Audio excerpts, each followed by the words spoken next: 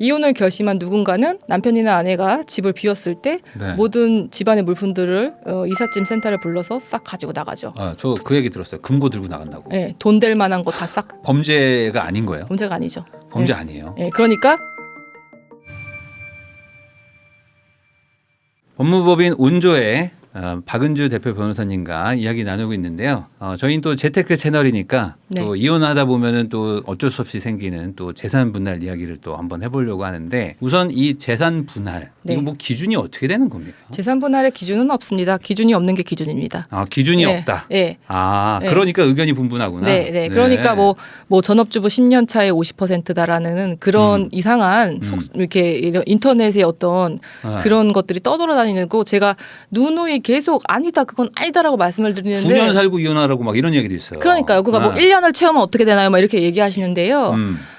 어떻게 얘기하지 그거? 그거 아니에요. 지금 제가 100만 채널에 나왔기 때문에 다시 한번 말씀드리는데 절대 아니에요. 그거는요. 예. 혼인 기간 그다음에 두 사람의 어떻게 그 기여도라고 결국에 하는데요. 네. 전혀 없습니다. 기준이 전혀 없어요. 그러면 아주 예. 극단적으로 1년만 살아도 예. 기여도가 높으면 네. 재산 분할하는 거야. 보세요. 1년을 똑같이 살았는데 네. 1년을 살았는데 이게 말이 안 되는 게 전업주부예요. 네. 전업주부인데 1년 전에 결혼을 해오면서 그 사람이 집을 해왔어요. 네. 그러면은 그분의 95%가 기여도가 될 수 있는 거죠. 집을 여자분이 했다. 예. 그렇죠. 그건 당연한 그렇죠. 거죠. 당연한 거죠. 근데 사람들은 그렇게 생각을 안 하죠. 그러니까 우리가 일반적으로 얘기했을 때 그냥 뭐 기여도라는 거는 전업주부를 기여도를 많이 해요. 그러니까 우리가 생각했을 때 뭐 네. 혼수 뭐 2, 3천 정도를 해오고 네. 혼인 기간 중에 네. 특별히 적극적인 경제 활동을 하지 않았으며 아이를 둘 정도 낳아서 가사와 양육을 전담을 하고 네. 그 다음에 혼인 기간이 10년 정도 지났고 그 다음에 결혼할 때 전세나 자가로 남편이 신혼집을 해왔을 때 30%라고 잡거든요. 딱 그 기준이에요. 그거요? 네, 거기서 부동산의 가액도 10억 내외여야 됩니다. 10억 지금 내외. 기준으로 했을 때는. 네. 그게 100억이 됐을 때 30%가 되지 절대 그건 않습니다. 또 아니고. 예, 그러니까 전체 가액이 엄청 중요하고요. 그럼 예. 한 대충 3억 정도 느낌이네. 그쵸. 3억 이하 정도. 예, 맞습니다. 그러니까 전체 총가액이 10억 내외였을 때 30%가 적당하고 그게 20억이 넘었을 때도 30%가 적당하지 않습니다. 그건 또 아니고. 예. 그리고 만약에 그 사이에 뭔가 처가에서 뭔가 시드머니나 뭔가 지원금이 있었다. 그러면 또 퍼센테이지는 올라갈 수 있고요. 또 그 사이에 뭔가 상속 증여가 있었다고 하면 또 퍼센테이지가 달라질 수 있고요. 네. 너무 케바케기 때문에 네. 이거는 기준이 없습니다. 네. 근데 많은 사람들이 뭐 네. 5년 살면 50%, 뭐 10년 살면 뭐 50% 뭐 이래서 뭐 10년 살면 뭐 무조건 반줘야 된다 뭐 이런 얘기가 있었는데. 그러니까 마치 네. 이게 젠더 갈등으로 이제 가잖아요. 맞아요. 그렇잖아요. 그러니까 되게 속상해요. 사실은 네. 실상은 그렇지 그런 게 않고요. 아니었는데. 예, 그리고 사실은 가장 많은 사실은 요즘에는 제가 느끼는 건 어떤 거냐면은 네. 재산 분할할 때 많이 네. 고려돼야 될 사항은 미성년 자녀가 있을 때 네. 그들을 누가 키우냐, 즉 부양적인 요소를 많이 좀 고려를 해야 돼요. 예, 그렇잖아요. 아이들은 이혼의 가장 큰 피해자고 아이들은 이혼과 이혼 후에 거주 안정이 가장 중요한데, 네. 그렇죠. 만약에 엄마가 아이들을 키우겠다고 하면은 네. 키우게 된다고 하면은 아이들이 20억 집에 살다가 갑자기 단칸방으로 사는 거는 아이들의 복리와 정서에 해하기 때문에 네. 그런 것들을 좀 고려해 줘야 된다. 이런 게 법원의 입장이기도 하고 그 말은 어떤 의미인가요? 그러니까 뭐 재산 분할할 때 어느 네. 정도 좀 더 줄 수 있다. 예, 꼭 막 반드시 뭐 절대적인 기여도가 없으니까 네. 예, 뭐 3년 살았으니까 엄마 뭐 2천만 원만 받고 끝내 뭐 이런 게 아니고 그러니까 양육권이 엄마한테 있으면은 집도 조금 좀 줘야 된다. 예, 조금 애를 위해서. 부양적인 요소가 재산 분할 땐 조금 더 가미된다. 이렇게 네. 보시면 되는 거고요. 네. 그렇다고 하면은 10년을 살았는데 네. 아이가 없는 딩크족이었어요. 네. 그런 의미에서는 그럴 때는 또 아내분의 기여도가 낮아질 수 있는 거죠. 모든 상황에서 다 다른 거예요. 아이가 없으면 또 기여도에서는 낮아집니다. 좀 아무래도 또 그럴 수도 있겠네요. 그렇죠. 왜냐하면 전업주부의 기여도가 높은 것은 결국에는 양육이거든요. 왜냐하면 여러분 생각해 봅시다. 엄마가 맞벌이였어요. 네. 그러면은 맞벌이면 결국엔 아이야 한 명이나 두 명이나 그러면 도우미를 써야 되잖아요. 네. 도우미 비용이 얼마나 비쌉니까? 그렇죠. 그 비용을 생각을 해보시면 되겠죠. 네. 예, 그 예. 비용 정도만큼은 그 세이브가 된 전업주부도 거잖아요. 돈을 번 거나 마찬가지로 그렇죠. 예, 치는 그렇게 거니까. 생각하시면 됩니다. 예, 예. 그러면 그 정도 번 거로 치고 아까 말씀하신 한 10억 내외의 가액의 30%니까 한 2, 3억 정도를 그렇죠. 예, 생각해 주는 뭐, 거군요. 예, 네. 아, 그러면 그거 말고도 혹시 네. 뭐 좀 시중에 도는 뭐 좀 루머 같은 거 뭐 이런 것들 좀 있을까요? 시중에 두는 네. 루머. 저는 그런 것도 들었거든요. 부동산 명의가 네. 보통 뭐 남편 건데 네. 그 재산 분할을 하면은 그 반을 나누고 대출은 남편한테 주고 돈은 아내가 가져간다. 뭐 아. 이런 것도 들었는데 아, 그런 건 아니에요? 그런 거는 아니고요. 네. 아, 오히려 그런 것보다는 예를 들어서 이런 게 있어요. 공동명의가 요즘에 많으니까 공동명의가 2분의 1씩 많으니까 이거는 네. 무조건 2분의 1은 내 거야. 아, 공동명의면 내 거다. 공동명의면 2분의 1 지분만큼은 무조건 내 거다라고 아. 생각하시는 수 있잖아요. 그럴 수 있죠. 2분의 1이니까 아내 거 아니에요? 당연히 그렇게 생각할 수 있잖아요. 네. 그렇죠? 3년 살았는데 네. 3년 살았는데 이게 집이 10억짜리예요. 네. 근데 그 10억을 다 남편이 됐어요. 근데 부인이 너무 사랑스러워 가지고 네. 2분의 1 지분을 줬어요. 네. 3년 살았어요. 네. 이해하시겠어요? 이혼했어. 아니, 3년 살았어요. 이미 줬잖아요. 공동명의니까. 아니죠. 아니에요? 그렇게 생각하실 수 있잖아요. 아. 근데 재산 분할할 때는 아니에요? 아니죠. 그게 픽스가 안 된다는 거죠. 안 돼요. 예, 예, 예. 아니 근데 보통 신혼 네. 결혼할 때 네. 결혼할 때 공동명의로 달라 이러는 사람들도 있잖아요. 그렇죠. 그러니까 만약에 이랬어요. 아무 의미가 없다는 거예요. 이 보세요. 그러니까 네. 결혼을 하면서 10억짜리 아파트를 사면서 와이프가 너무 예뻐가지고 네. 공동명의를 해줬어요. 근데 네. 전체 그 10억은 남편이 됐어요. 네. 근데 결혼 2년 만에 헤어졌어요. 네. 그렇죠. 그러면 부인은 룰루랄라 하면서 나는 2분의 1 지분 내 거야 네. 하면서 생각할 수 있고 네. 남편도 그러려니 할 수 있잖아요. 아, 그래요? 그렇잖아요. 네. 그게 아니라는 거죠. 그러면 그건 어떻게 되는 겁니까? 재산 분할은 완벽하게 다시 따지게 되는데요. 네. 이랬을 적에는 2분의 1 지분 있잖아요. 네. 그거는 부인이 최종적으로 2분의 1 지분권자가 아니고 네. 최종적으로 이혼을 하게 되면은 10억을 네. 10억에서 부인의 너의 기여도는 거기서 10%밖에 안 돼. 그러니까 1억이야. 네. 그러니까 1억만 현금 정산 받고 너의 2분의 1 지분은 다시 남편한테 넘겨. 이런 식으로 정산이 다시 돼 있어요. 제가 사는 집이 지금 공동명의거든요. 이해되셨어요? 그렇고 다시 따지는 거군요. 다시 따집니다. 맞아요. 아, 예. 그렇구나. 실질적인 기여도를 다시 따지게 돼 있어요. 네. 네, 네. 그러면 그 실질적인 기여도는 어떻게 계산하는 거예요? 반사가 따지죠. 반사가. 그러니까 서로 기여도가 높다고 서로 네. 기여도가 낮다. 서로 아주 높다. 그냥 진흙탕 싸움을 하겠군요. 예, 그래서 재산 분할은 이혼 소송의 꽃이라고 하는 겁니다. 꽃이요. 예, 플라워라고 하는 겁니다. 예. 아주 그냥 피 묻은 꽃이 되겠군요. 그래요. 그러면은 그 대출은요? 대출은 어떻게 되는 거예요? 대출도 예를 들어서 이제 대출은 가장 많이 이제 대출도 기여도를 따져가지고. 아니에요. 대출은요 어떻게 하냐면은 이제 부동산을 사면서 대출을 많이 끼고 네. 대출을 많이 발생시키고 그 대출은 부부 중 일방이 많이 네. 부담을 하잖아요. 네. 그래서 이혼을 할 때 그 대출도 반반씩 나눠야 되는 거 아니냐라고 네. 많이 생각을 하시는데요. 그렇지 않아요. 아, 그래요? 예. 대출 어렵다 이거. 예. 그건 왜냐하면 당연한 이유인 게 네. 내가 내 명의로 네. 대출을 네. 심사를 받고 네.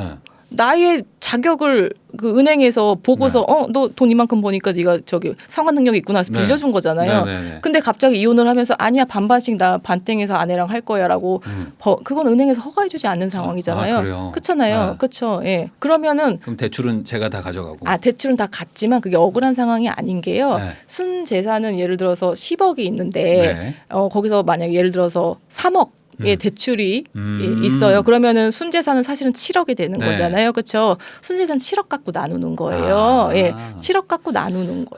이해되시죠? 판사님이 잘 계산해서 다 해주시는군요. 플러스 마이너스 다 맞습니다. 빼주시는군요. 맞습니다. 예, 예, 예. 대출 네가 가져가는 대신 맞습니다. 나머지에서 예. 더 챙겨줄게. 맞습니다. 네. 이런 거죠. 예. 그래. 또 그런 거였군요. 저는 또 대출은 대출대로 다 가져가고 또 여기 순자산은 또 따로 뭐 나누는 줄 알았는데 그런 건 아니군요. 억울한 상황은 발생하지 않습니다. 역시 네. 판사는 공정하군요.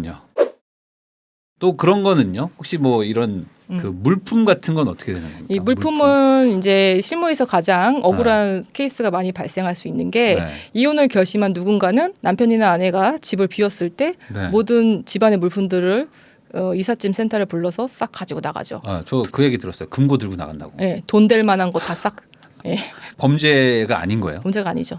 범죄 네. 아니에요. 예, 그러니까 네. 집에 왔을 때 이제 황량하게 이제 네. 신문지만 날리고 있는 상황이 되고 이제 본인은 이제 집에서 네. 빈 이제 아무것도 없는 상황에서 이제 네. 노숙 비슷하게 할 수밖에 없죠. 그래요? 그거를 이제 문제 삼을 수가 없어요. 그거를 다시 네. 달라 이렇게 할 수도 없고 그거를 법원에서도 나눠주지 않아요. 재산 그래요? 분할에 해당되지 않습니다.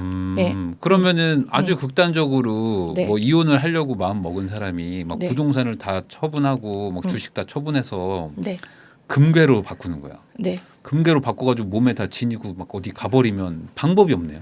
부동산 처분한 거는 명확하게 나와 있으니까요. 그건 안 되고. 그거는 매도 자금으로 명확하게 남아 있어서 그걸 나누면 되는 것이고요. 근데 그게 예. 없다 난 잃어버렸다. 그래서 가압류 가처분이 필요한 것이지요. 그렇게 해서. 물론 네. 이제 작정하고 네. 내가 혼자서 이제 이혼을 작정하고 1년을 시간을 두고 그렇게 해서 다 처분하고 은닉해 버리면은 사실은 억울한 상황들이 많이 발생하기도 합니다. 그렇구나. 네. 이게 네. 진짜 이혼으로 가면 진짜 전쟁처럼 또 하는 거니까. 그래서 이제 착실하게 잘 사시면서 네. 이혼 생각 없이 잘 사시는데 어떤 사람이 마음을 먹고 네. 정말 1년을 두고 음. 현금도 은닉하고 부동산도 막 팔아서 은닉하고 하면은 억울한 상황들이 꽤 많이 발생해요. 네, 그렇구나. 그러면 혹시 몰래 이렇게 빚을 진 경우는 어떻게 돼요? 제가 몰랐어요. 전혀 몰랐어. 아내가 뭐 빚을 뭐 엄청 져놨거나 남편이 빚을 뭐 네. 엄청 져놨는데 네. 모르는 상태에서 이혼 소송이 시작된 거예요.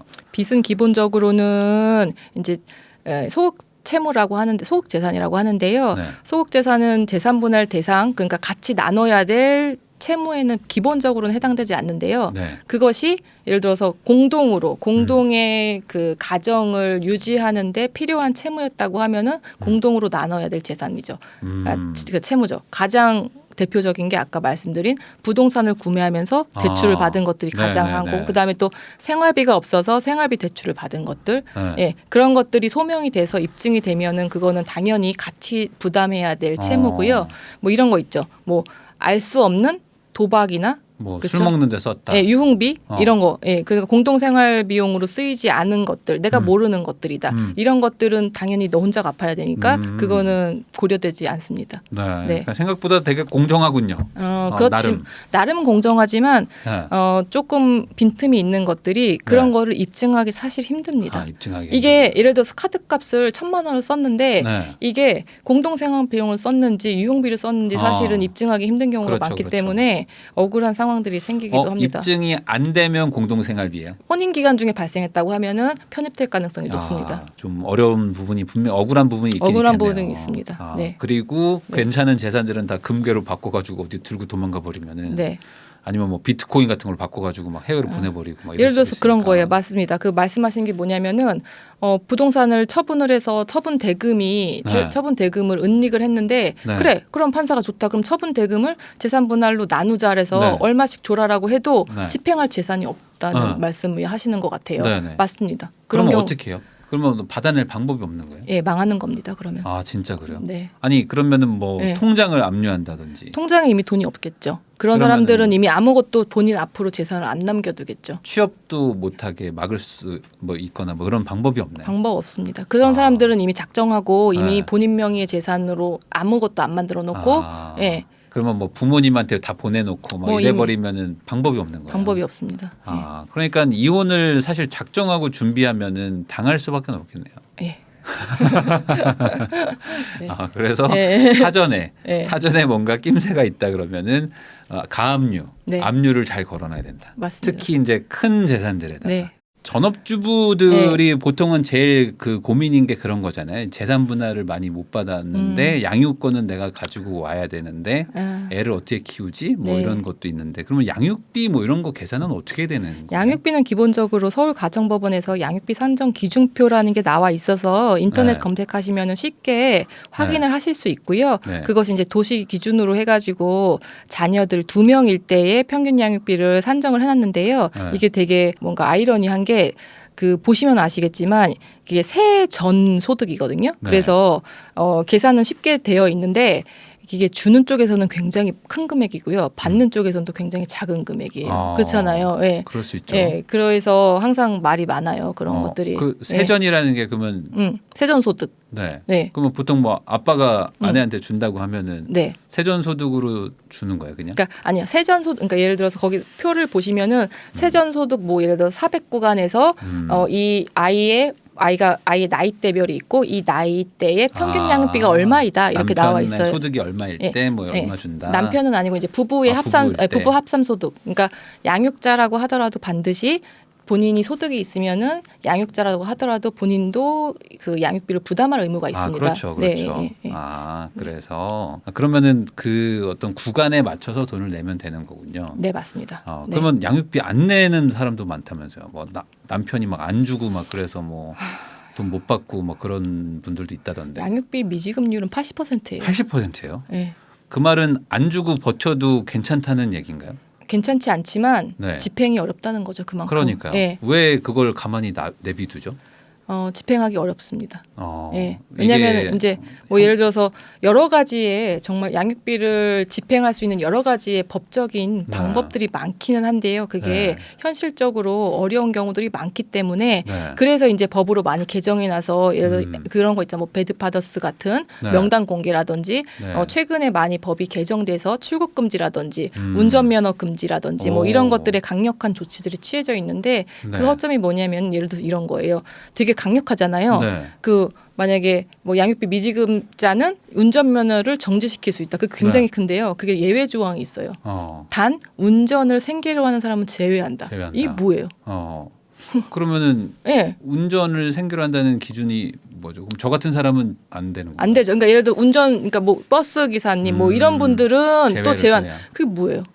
그러니까 실효성이 크지 않다는 거죠.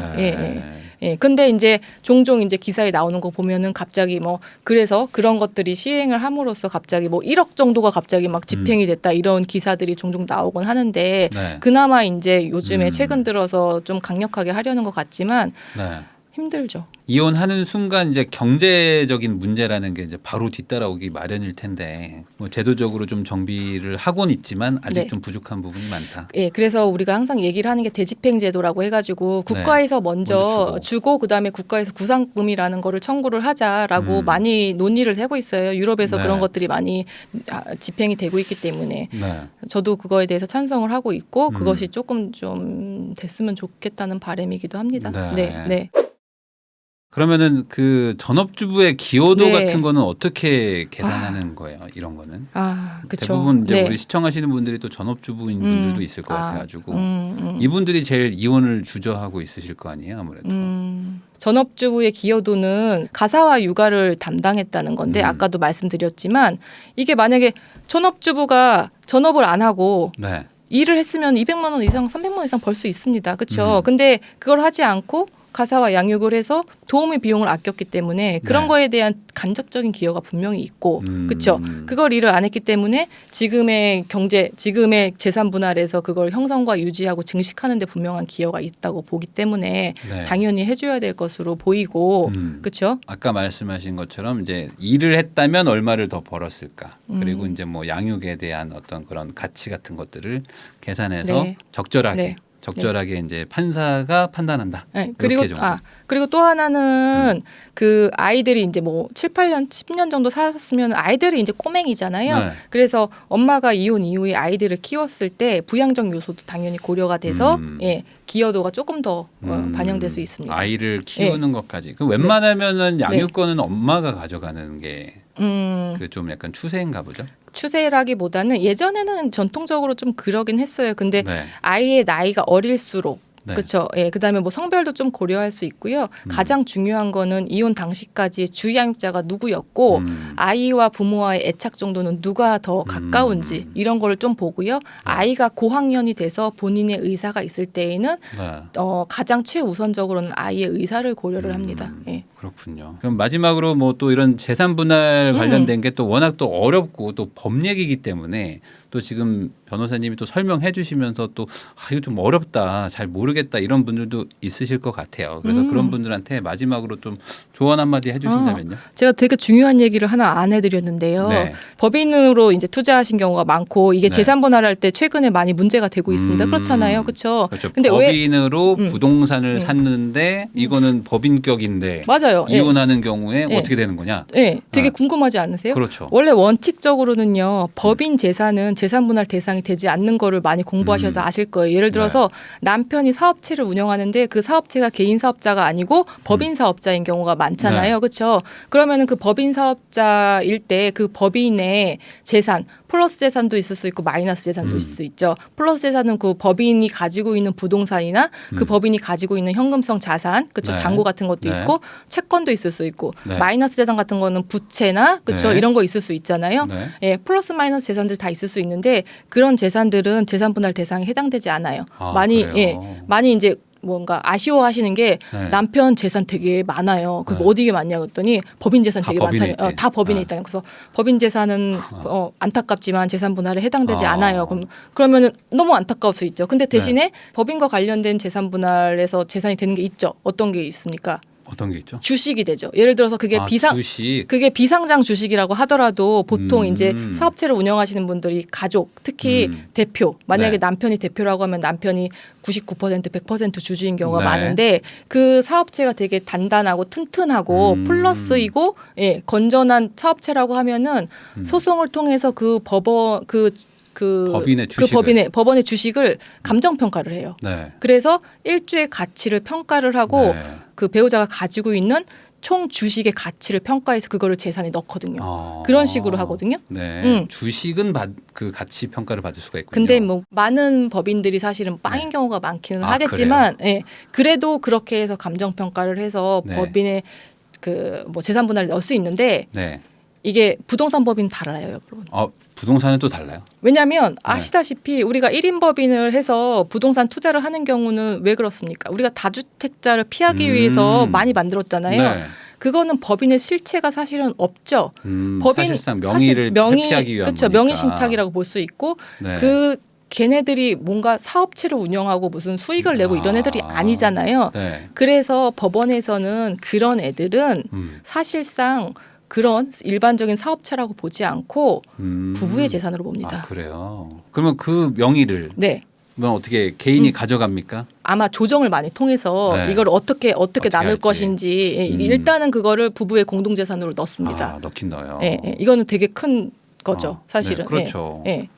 그러니까 이게 법인 명의로 부동산을 산 거는 그냥 개인 거라고 생각하고 재산 분할에 넣을 수 있다. 되게 중요한 부분이니까 이혼하시는 분들 꼭 참고하시기 바라겠습니다. 이제 뭐 이혼을 결심하신 뭐 아내분이나 남편분이나 마찬가지인데요. 이제 그러면은 뭐 유튜브도 찾아보시고 블로그도 찾아보시고 이런저런 나랑 비슷한 사례들이 있는가 찾아보시고 좌절도 하시고 희망도 하시고 막 하시는데요. 여러분과 동일한 케이스는 하나도 없습니다. 그래서 전문가를 찾아가셔서 가장 최악의 케이스, 그렇죠?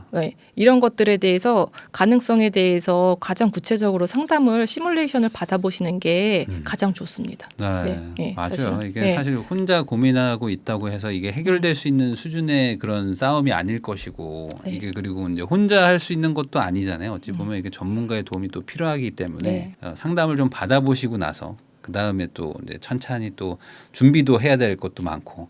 가압류도 걸어야 되고 맞죠? 할 게 많습니다. 그러니까 또 혼자 고민하지 마시고 같이 고민하시면 좋을 것 같습니다. 또 요즘 사람들의 또 이혼 사유도 좀 들어보고 저 아까 엑셀 만든다고 했던 거 좀 진짜 저도 좀 충격이긴 한데 저랑 나이 몇 살 차이 안 나는 분들이 그렇게 또 아기자기하게 싸워가지고 또 이혼하고 있다는 사실도 또 배운 것 같고 또 아까 또 뭐 최악의 배우자, 뭐 최고의 배우자 이런 얘기도 또 하면서 또 거기다 또 재산 분할까지 뭐 저는 써먹지 않겠지만 또 재산 분할에 대해서도 아주 잘 배워보는 시간을 가져봤습니다. 확신하지 마세요.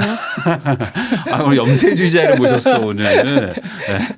네, 시청자 여러분 오늘 영상 어쨌든 봐주셔서 감사드리고요. 꼭 써먹지 않으시기를 바라는 마음을 한번 또 드리고 만약에 꼭 이혼을 하셔야 되는 분들이 있다면은 법무법인 온조 한번 찾아가시면은 또 잘 상담해 주실 겁니다.